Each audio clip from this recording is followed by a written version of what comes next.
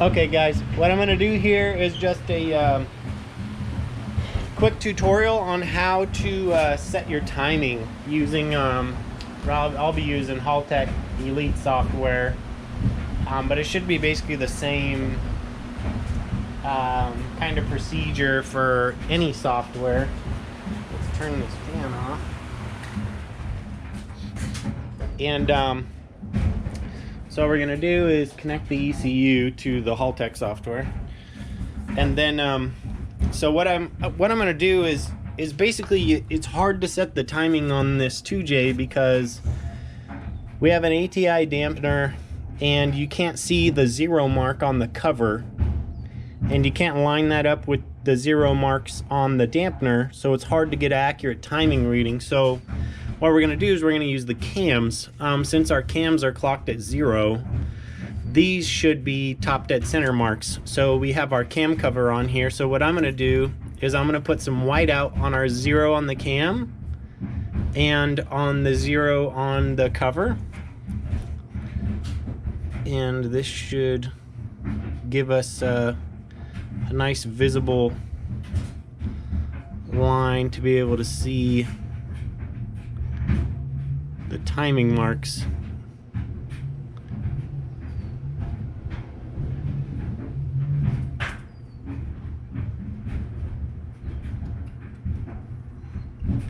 So that's really kind of all you need. So you just want some contrast. So obviously we got a black cam gear, so we're gonna use a white mark, black timing cover.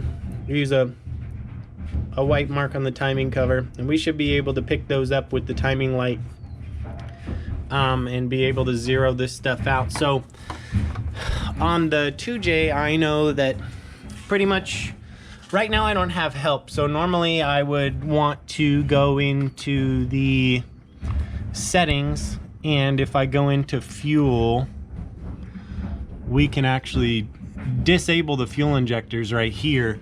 Let's see if we can get some glare off of the screen for you. So normally we can disable the fuel injectors right here, but we're not going to do that because we're going to actually start the car. So what I'm going to do is go into trigger, and we want to this is our offset angle, so this is what we're going to be changing in order to change the base timing of the engine. So we're going to adjust this. So depending on how far off our timing marks are from the timing that the ECU thinks we're at, we're going to adjust that value there until they read the same. So we're going to go to the ignition tab, and what we're going to do is there's a lock mode down here. So you're going to want to lock the ignition. We're going to put it on always on. It's going to tell you, obviously, you don't want to run the engine always on like that. And then the firing angle, we're going to put 25 degrees in there because I know generally the engines will idle fine at 25 degrees. So we can actually start this thing because we don't have help. So we're going to actually start the car and let it idle, and it should be at 25 degrees. And this is where you're probably going to run into a little bit of an issue, and that is because when you're setting your timing off your crank, you can set that at 25 degrees, and you can set your timing light at 0 and just watch your measurement on your cover, and you should be around at 25 degrees.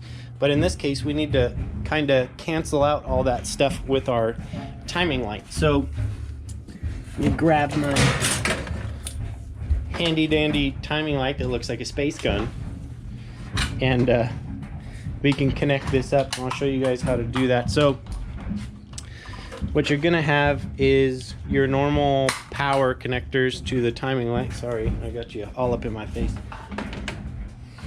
So we're going to connect these two power wires. You got positive and negative, obviously, and these will go to your battery terminals. And so we'll pop that battery cover off, throw this on the positive and this on the negative pole, and now we have power to the timing light.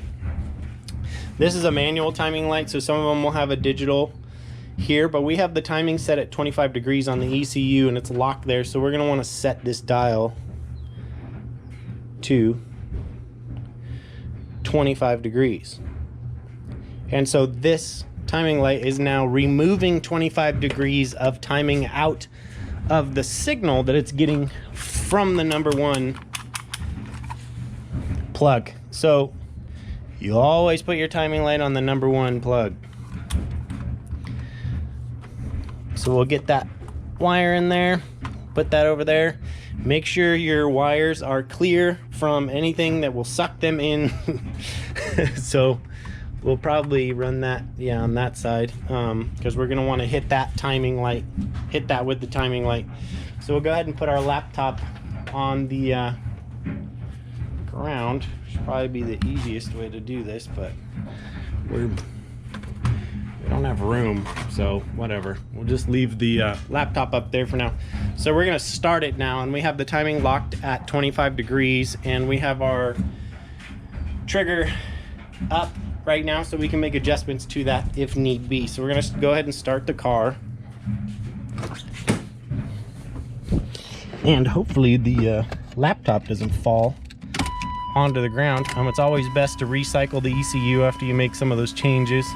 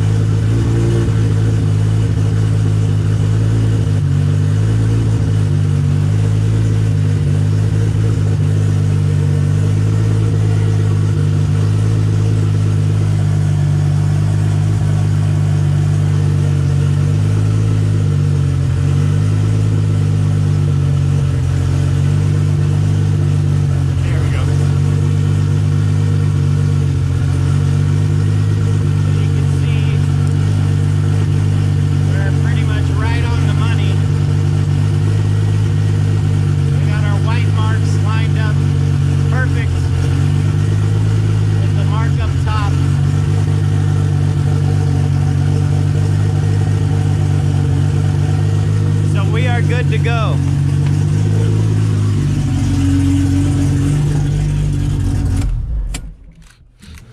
So our timing marks were perfect, as you saw. So say you were getting, you know, your line off by a little. Well, you have degrees on these aftermarket cams, so if it was reading towards the 1, you could throw another degree into your trigger offset angle, and it will bring that back in.